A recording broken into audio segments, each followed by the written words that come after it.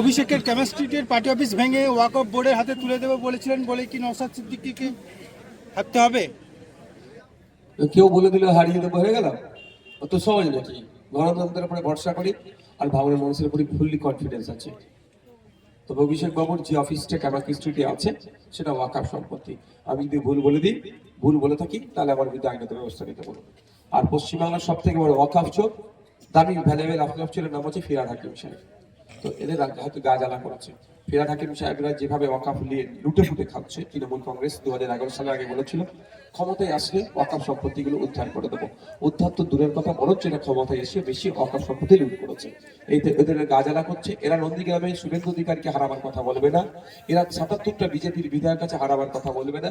যে এক বিধায়ক সম্প্রীতির পাঠ পড়ায়, ঐক্যের পাঠ পড়ায়, বাংলাকে এগিয়ে নিয়ে যাওয়ার কথা বলে, বা জাত ধর্ম বর্ণ নির্বিশেষে মানুষের পাশে থাকার চেষ্টা করে, তাকে হারাবার কথা বলছে। তবে এটা স্বপ্নই থেকে যাবে।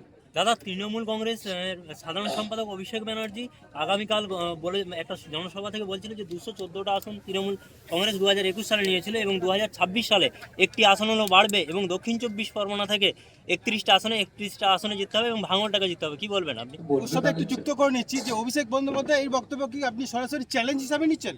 ধরুন একটা কথা বলি, রাজনীতি যখন নেমেছি প্রত্যেকদিন চ্যালেঞ্জ আমাকে নিতে হচ্ছে। নতুন করে আমাকে যে চ্যালেঞ্জ দেবো সামনে ভাইয়া পড়ি না। 294 বলে ফেলেনি, সেটা সৌভাগ্য। 42-এর গল্প শুনিয়েছিল। তো মানুষ যেটা জিতাবে। শুনুন একটা কথা বলে, এমন উন্নয়ন করেছে, উন্নয়নের পাঁচালি নিয়ে পাড়ায় পাড়ায় ঘুরতে হচ্ছে। মানে আমার পাড়ায় উন্নয়ন হয়েছে, আমাকে উন্নয়নের পাঁচালি শোনাতে হবে? আমি দেখতে পাবো না? বুঝতে পারছেন তো? এরা হচ্ছে কনফিডেন্স বিল্ড আপ করার জন্য, কনফিডেন্স বুস্ট আপ করার জন্য অভিষেক বাবু কথা বলছেন। অভিষেক বাবু তার পিসিমণি মমতা ব্যানার্জি ভালো করে জানেন যে পশ্চিমবাংলার সংখ্যাগুরু থেকে শুরু করে সংখ্যালঘুরা মমতা ব্যানার্জির পাশে আর নাই। যেটা সংখ্যালঘুদের ভোট নিয়ে খুব বগল বাজাতো, ক্যাপটিভ ভোট ব্যাংক হিসেবে রাখতে চেয়েছিল, সংখ্যালঘুরা বুঝতে পেরে গেছে মমতা ব্যানার্জির আমলে শুভেন্দু অধিকারী, অসীম সরকার একের পর এক সাম্প্রদায়িক কথা বলে যাচ্ছে, তাদেরকে জেলের বাইরে রেখে দিচ্ছে।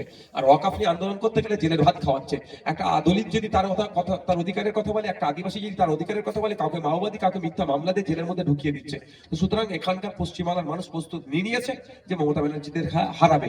সেই জন্য এখনই দল ছেড়ে না পালে আপনার কনফিডেন্সকে লো হয়ে গিয়েছিল, একটু বুস্ট আপ করছে অভিষেক ব্যানার্জি। কিন্তু আমরা গতকাল দেখলাম যে অভিষেক বন্দ্যোপাধ্যায়ের বক্তব্যের পর ভাঙড়ে আবার নতুন করে উত্তেজনা এবং শাসকের হাতে আক্রান্ত হয়েছে। আমরা তার জন্য লিখিত কমপ্লেন করেছি। প্রশাসন যদি ব্যবস্থা না গ্রহণ করে, প্রশাসনের প্রতি ভরসা আছে, ব্যবস্থা না গ্রহণ করলে মানুষ যদি আইন হাতে তুলে নেয় তাহলে কিন্তু ভুল হবে। তো আমরা বারবার সতর্ক থেকেছি, সতর্ক থাকতে বলেছি, আইনের দ্বারস্থ হয়েছি, এই বিষয়ে আমরা ব্যবস্থা গ্রহণের জন্য করছি। তবে শুভেন্দু আপনার অভিষেক ব্যানার্জি বলার পরে আক্রমণ শুরু হয়েছে। তো এটা অভিষেক বাবুকে আপনাদের প্রশ্ন করা দরকার যে আপনি বলছেন গণতন্ত্রের কথা, আর আপনার লোকেরা যে মহিলাকে টেনে মারছে বার করে আপনার নেতাদের উপস্থিতি, তার বিরুদ্ধে কি ব্যবস্থা নেবে? কি ব্যবস্থা নেবে ভাই?